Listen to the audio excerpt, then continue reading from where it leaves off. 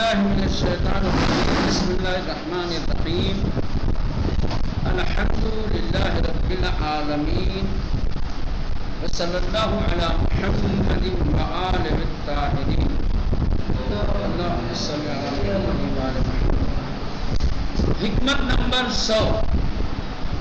وقال علیہ السلام ومدحہ قوم فی وجہہ فقال.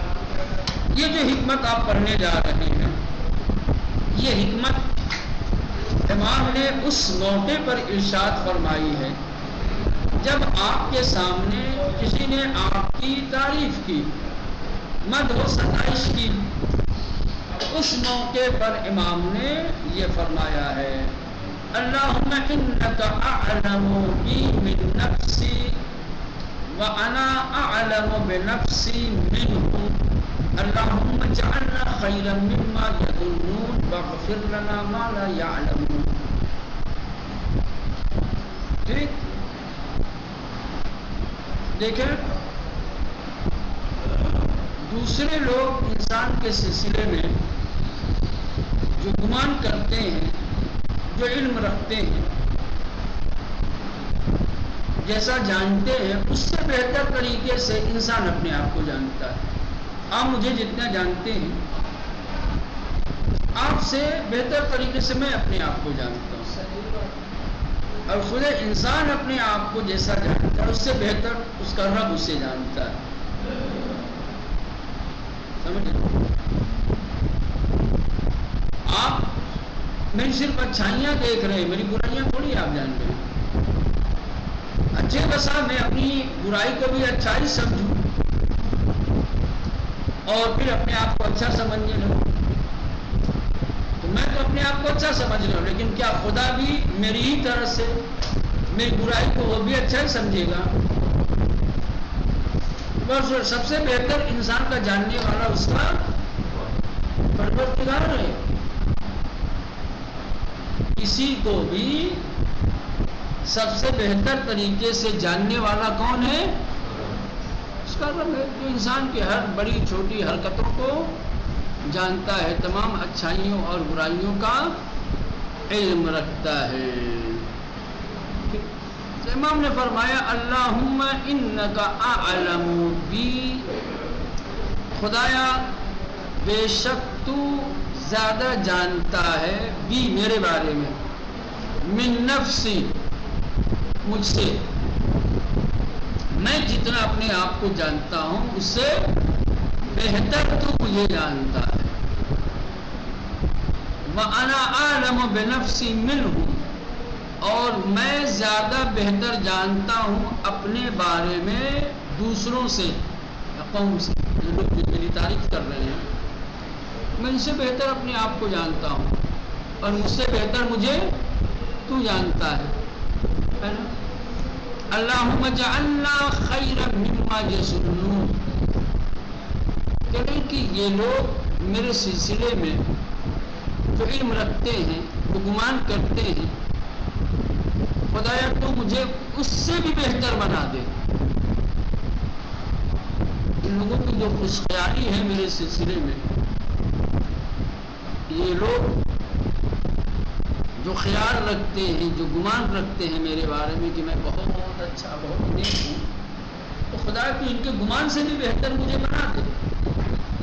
کہتے ہیں ہمیشہ اگر کوئی آپ کی ذات کے سلسلے میں اچھی سوچ رکھتا ہے، اچھا خیال رکھتا ہے، اور آپ چونکہ بہتر جانتے ہیں، اگر سامنے والے کے خیالات ہیں اور اس کا علم جو حقیقت میں ہے اس سے کہیں آگے ہیں، اس سے بہتر ان کے خیالات ہیں، تو دعا کرو خدا کی بارگاہ میں کہ خدا تمہیں ان کے خیالات سے بہتر بنا دے.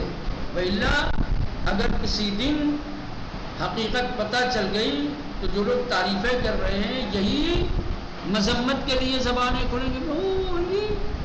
ہم تو اس کو بڑا اچھا سمجھتے تھے، بڑا نیک، بڑا پرہیزگار، بڑا عالم سمجھتے، یہ سب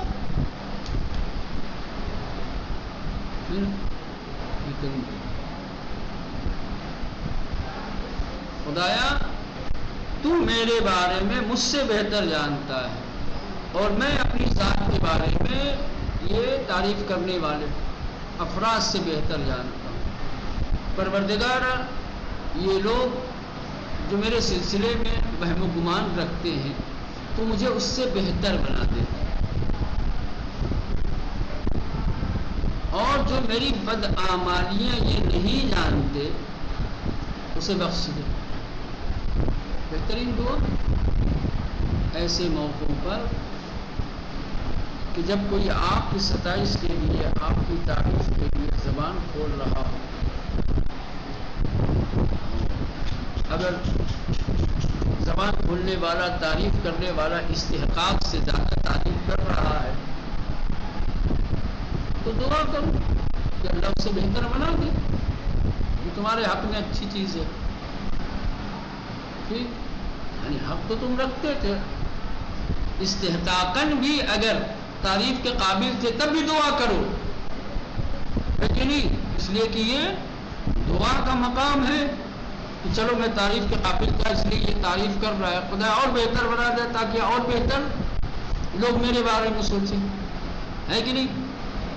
اور یا تو یہ ہوگا کہ ان کا خیال میرے استحقاق کے سے الگ ہوگا، میں ہوں برا لیکن میری برائیاں چھپی ہوئی ہیں، ان کے لیے صرف اچھائیاں آشکار ہیں، اس لیے اچھائیوں کی بنیاد پر وہ تعریف کر رہے ہیں۔ یہ وہ منزل ہے، یہ وہ مقام ہے جہاں انسان کو چاہیے کہ اپنے رب سے اظہار ندامت کرے، توبہ کرے، خدایا میں تو ان تعریفوں قابل بھی نہیں تھا، تیری پردے داری نہ ہوتی، تیری پردے داری نہ ہوتی، تو نے میرے گناہوں کو چھپایا نہ ہوتا، پوشیدہ نہ رکھا ہوتا، یہ ان کی زبانیں کھلتی، گناہوں کے باوجود بھی لوگ میری مدح کر رہے ہیں، خدا معاف کر۔ ٹھیک سمجھ میں آ رہی ہے ماں؟ بہت بڑی بات اللہم پروردگارا انک بے شک تو عالم زیادہ جانتا ہے بھی میرے بارے میں، من نفسی خود مجھ سے، خدایا خود مجھ سے تو میرے بارے میں بہتر جانتا ہے، وَأَنَا عَالَمُ اور میں زیادہ جانتا ہوں بنفسی اپنے بارے میں، منہم ان لوگوں سے، کون؟ وہ قوم جو تعریف کر رہی تھی آپ کے سامنے۔ اللہم جعلنا خیرا مما یظنون پروردگارا ہمیں قرار دے خیرن بہتر، مما اس چیز سے، یظنون جو یہ خیال کرتے ہیں، جو یہ سوچتے ہیں، یہ میرے بارے میں ایسا سوچتے ہیں، مجھے اس سے بھی بہتر بنا دے، واغفر لنا اور معاف کر دے، مالا یعلمون جو یہ نہیں جانتے، جو تو جانتے اس کے بیس پہ تعریفیں کر رہے ہیں، جو نہیں جانتے وہ تو جانتا ہے نا، تو معاف کر دے تاکہ میری مدح کامل ہو، مجھے اس بات کا ڈر اور خوف بھی نہ رہ جائے کہ کل کو اگر میری بدعمالیاں ظاہر ہو جائیں گی تو معاف کر دے۔ چلیے یہ ہو گیا۔ وقال علیہ السلام حکمت نمبر 101 لا يستقیم قضاء الحوائج الا بثلاث باستصغارها لتعدم وباستكتامها لتظهر وبتعجيلها لتهنوا۔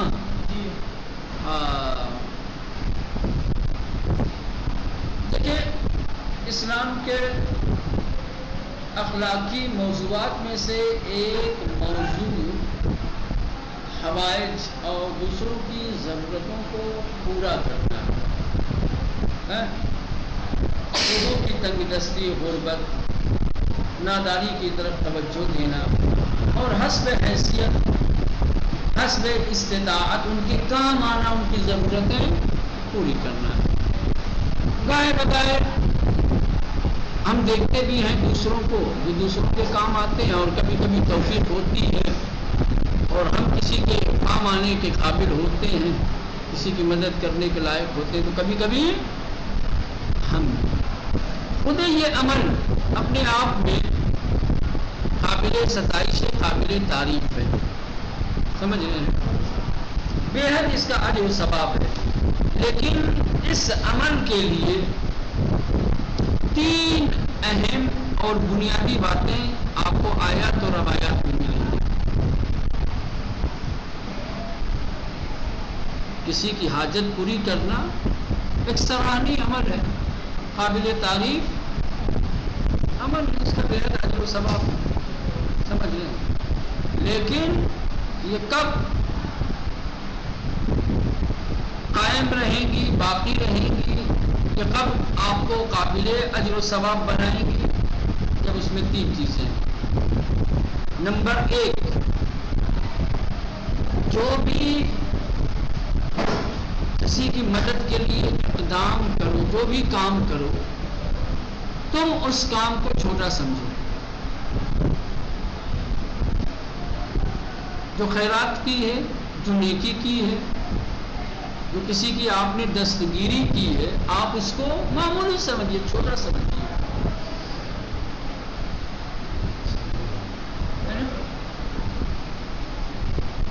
آگے کہ کبھی بھی اس طریقے کے کاموں کو بڑا نہیں سمجھنا چاہیے۔ اگر کار خیر کرنے والا اپنے عمل کو بڑا سمجھ لیتا ہے تو خدا اسے چھوٹا بنا دیتا ہے،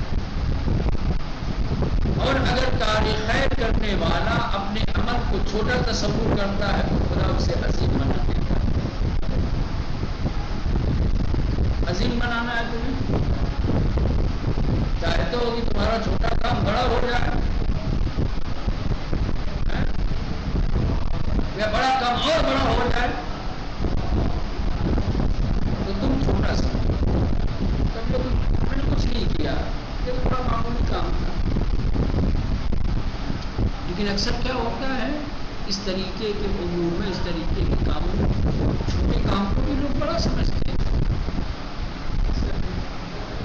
ہاں، رمضان میں اگر کوئی کسی غریب کو، کسی ضرورت مند کو 10 کلو آٹا کی بوری دے دیتا ہے تو میں اسے فوٹو کھچوا کے ایک دم سوشل میڈیا پہ ڈالے، جتنے کا آٹا نہیں ہو اتنے سے ڈاٹا کی تصویر ڈال دیتا ہے، ڈاٹا خرچ کر دیتا ہے۔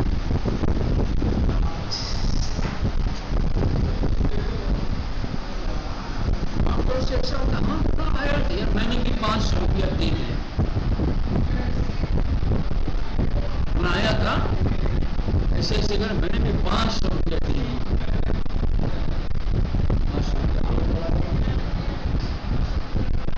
عمل تمہارا چھوٹا ہو جائے گا۔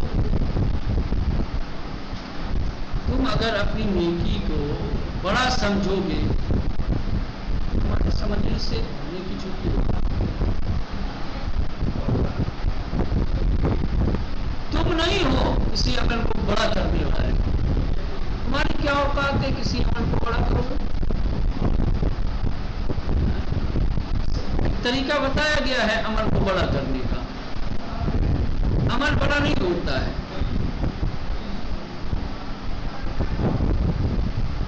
جو ذات بڑی ہے وہی عمل کو بڑی کرتی ہے۔ تم نے جو عمل کیا اس کو چھوٹا سمجھو، وہ خدا عظیم ہے، وہ تمہارے عمل کو عمل عظیم بنا دے گا۔ ایک یہ کہ نیکیوں کو، اچھائیوں کو، دستگیری کو اونچی سمجھے، چھوٹا سمجھے، تاکہ اللہ اسے بڑا بنا دے۔ دوسری، حوائج الناس کو، لوگوں کی ضرورتیں پوری کرنے کو، لوگوں کی دستگیری کے لیے کہا گیا ہے کہ کیا ہے، چھپا کر کیا کرو اس طریقے کا کام، لوگوں کی نگاہوں کے سامنے نہیں، منظر عام پہ آ کر کے نہیں۔ دستگیری، لوگوں کی ضرورتیں پوری کرنا، لوگوں کے سوال کا جواب دینا، لوگوں کے کام آنا، یہ عمل کیا ہے، سیدھا والا ہے۔ کسی مومن نے آپ کے سامنے کوئی سوال رکھا، کیا آپ کو پتا ہوا علم ہو گیا میں بڑا مومن مجبور ہے، اسے ضرورت ہے، آپ جا رہے ہو اس کی ضرورت پوری کر، تو ہاتھ پکڑ کے لوگوں کے سامنے لا کر کے جیب سے نوٹ کی گٹی نکال کے گن کے نہ دو بھائی لو اتنے میں کام چلاؤ پھر آؤ انشاءاللہ دوں گا.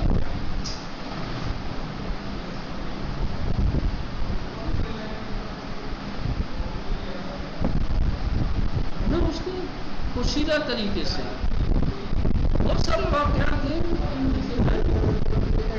ہاں ایک حادثے کو پتہ نہیں چلے. ابھی امام رضا علیہ السلام کی ولادت کی تاریخ گزری، ان کے حیات میں میں دیکھ رہا تھا ہے کوئی گیا تھا، خراسان کا رہنے والا تھا یا کوفے کا کہاں کا رہنے والا تھا، گیا تھا حج کرنے کے لیے، بیچارے کا سرمایہ ختم ہو گیا یا ٹوٹ گیا، کیسے کیا ہے. وہ امام کی بارگاہ میں گیا، جانے کے بعد عرض کیا مولا میں آپ کا چاہنے والا ہوں، حج کے لیے آیا تھا، میرے مال و اسباب ختم ہو گئے ہیں، میرے پاس کچھ ہے نہیں، یہاں آپ میری مدد کر دیں، مجھے اتنا دے دیں کہ میں اپنے وطن پہنچ سکوں. میں اپنے وطن میں خود سرمایہ دار اور مالدار انسان ہوں، لیکن ابھی فی الحال سفر میں مشکل پیش آ گئی ہے، آپ سہارا دے دیجیے، جتنا آپ دیں گے میں گھر پہنچ کر کے آپ کی طرف سے اتنا صدقہ دے دوں. امام نے کہا ٹھیک ہے بیٹھو. امام کی بارگاہ میں بہت سارے لوگ تھے،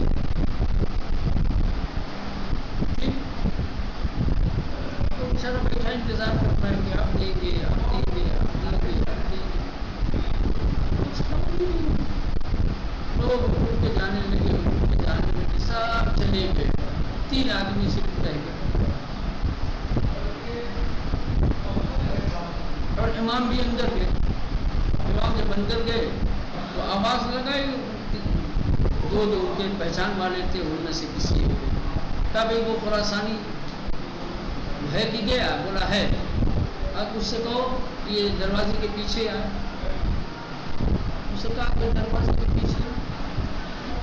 امام نے دروازے سے یہ ہاتھ نکالا اور یہ لے کر کے جاؤ اور تمہیں صدقہ اس کا دینے کی ضرورت نہیں ہے.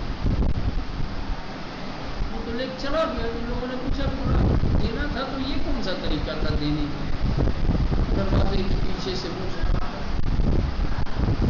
یہی طریقہ ہے دینے کا، یہی طریقہ ہے مدد کرنے کا. سامنے سے دیتا تو ہو سکتا ہے کہ اس کے چہرے پر شرمندگی اور حیا کے آثار نمایاں ہو، وقتی طور پہ تھوڑی دیر کے لیے اسے پشیمانی اور شرمندگی محسوس ہو. ذرا سی بھی شرمندگی ایسے موقع پر کہ ہمارے اجر کو ختم کر دے گی. میں نے چھپ کر اسی لیے دیا تاکہ اس کی عزت باقی رہے، اس کی آبرو سلامت رہے، اسے شرمندہ نہ ہونے پڑے.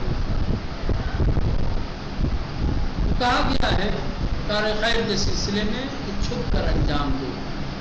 تم چھپ کر کرو گے، تم لوگوں تک نہیں لاؤ گے اس بات کو، چرچا نہیں کرو گے، اللہ اس کو چرچے میں لائے گا. تم کتنی چرچا کر سکتے ہو اپنے کار خیر کی؟ تم چرچا کتنی کر سکتے ہو؟ کتنی قدرت، کتنی توانائی ہے؟ ہاں اپنے محلے میں واٹس ایپ پہ ڈال کر کے تم چھپاؤ، ہم آشکار کریں گے، ہم ظاہر کریں گے. تم ظاہر کرنا چاہو اجر ختم ہو جائے گا، چلا جائے گا. تم ظاہر نہ کرو، تم ظاہر کرنے لگو گے تو ہم پردہ ڈالیں گے، تم پردہ کرو گے تو ہم ظاہر کریں گے. تم چاہتے ہو کہ ظاہر ہو تو اپنی قدرت پر بھروسہ مت کرو، اپنے اعتبار سے تم ظاہر مت کرو، یہ کام چھوڑ دو، تم چھپاؤ. چھپانا تمہارے لیے آسان ہے. تیسرے جلد بازی، بسارعوا فی المغفرۃ، بسارعوا فی الخیرات والمغفرہ. اپنے کاموں میں اچھے کام. جلد بازی اس لیے کہا گیا ہے کہ شاید کوئی دوسرا سبقت لے جائے اور آپ وہ موقع گنوا دیں اور بعد میں پھر افسوس ملے. آپ آج کل کر رہے ہو ٹھیک ہے بھائی، کر ملنا نہیں. جب کیونکہ آج اس کا کام کر سکتے ہو، لیکن سستی اور کاہلی سے کام لے رہے ہو. دوسرا کوئی بندے خدا آیا اور اس نے جو ہے اس کی ضرورتیں پوری کری، سبقت لے گیا، رہ گئے محروم. ایک یہ. دوسرے یہ کہ جب بر موقع، بر محل، بر وقت کسی کے ساتھ نیکی کی جاتی ہے تو وہ نیکی جس کے ساتھ نیکی کی گئی ہے اس کے لیے خوشگوار ہوتی ہے. کبھی کبھی دیکھا ہوگا آپ نے، یار دیا تو، لیکن اب یار تو سب اصل موقع تو وہ تھا، اس وقت دیا ہوتا ہے، باقی کچھ اور ہے نا. بعض لوگ ہوتے ہیں نا تاخیر اسی نیت سے کرتے ہیں کہ اس کا کام کہیں اور سے ہو جائے اور پھر کہہ دیں کہ نہ بھائی اب ہماری ضرورت ختم ہو گئی ہے، ہمیں بھی نہ دینے کا یا مدد نہ کرنے کا بہانہ مل جائے. یعنی بچنے کا ایک طریقہ ہوتا ہے. تو یہ تین چیزیں ہیں جو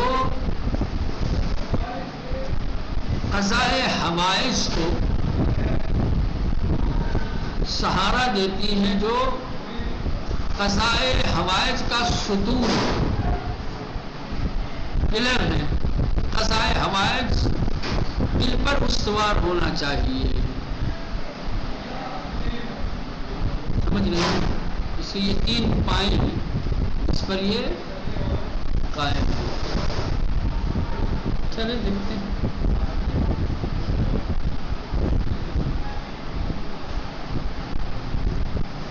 وقال علیہ السلام لا يستقيم قضاء الحوائج الا بثلاث. لا يستقيم یعنی قائم ہونا، پائیدار ہونا، ثابت ہونا.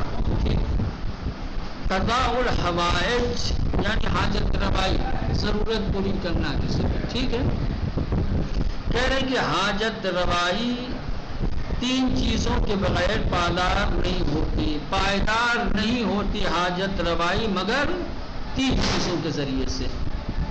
تین چیزیں ایسی ہیں جو حاجت روائی کو پائیدار بناتی ہیں، دائمی بناتی ہیں، زندہ رکھتی ہیں. بے استصغارہا لتعظم، پہلی چیز جو پائیدار بناتی ہے کہ اسے چھوٹا سمجھا جائے. استصغار یعنی معمولی اور چھوٹا سمجھا جائے تاکہ وہ بڑی قرار پائے. لے تعظم، تاکہ وہ عظیم قرار پائے. تم چھوٹا سمجھو، اللہ اسے عظیم بنا دے گا. وب استقطامہا، دوسری چیز اسے چھپایا جائے. استقطامہا، ٹھیک ہے، اسے چھپایا جائے. لے تظہر، تاکہ اسے